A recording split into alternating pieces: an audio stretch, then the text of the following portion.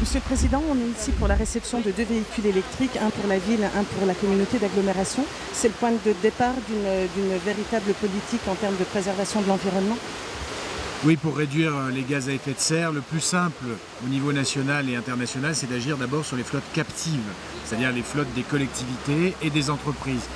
Pour ce programme, on est très aidé par l'État qui finance 80% du coût d'acquisition de ces véhicules électriques. Un véhicule individuel pour la ville, un véhicule individuel pour l'agglomération, 2 utilitaires pour la ville, 2 utilitaires pour l'agglomération, avec pour le moment une recharge qui se fait de façon un peu artisanale à travers une prise classique, mais l'installation de bornes électriques qui est prévue au centre technique municipal à terme. Alors ça n'est que le point de départ parce qu'effectivement il faut qu'on raisonne sur l'ensemble de nos flottes, villes et agglomérations, de façon d'une part à réduire la part des véhicules polluants, deuxièmement, à réduire peut-être tout simplement le parc de véhicules.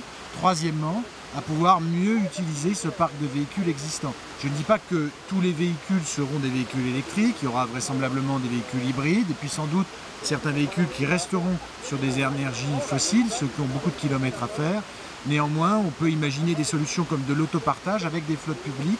Ça se fait dans un certain nombre de cas, je pense à la ville d'Épernay par exemple, qui met à disposition une partie de sa flotte dans les heures où on en a le moins besoin, à disposition des particuliers qui peuvent emprunter ces véhicules quand ils ont des petits trajets à faire. Voilà, donc c'est le point de départ vraiment d'une réflexion globale, d'un plan de transport de l'agglomération qui permette aussi de réfléchir sur les déplacements de nos salariés, de les encourager à prendre le train, le vélo ou à pratiquer l'autopartage.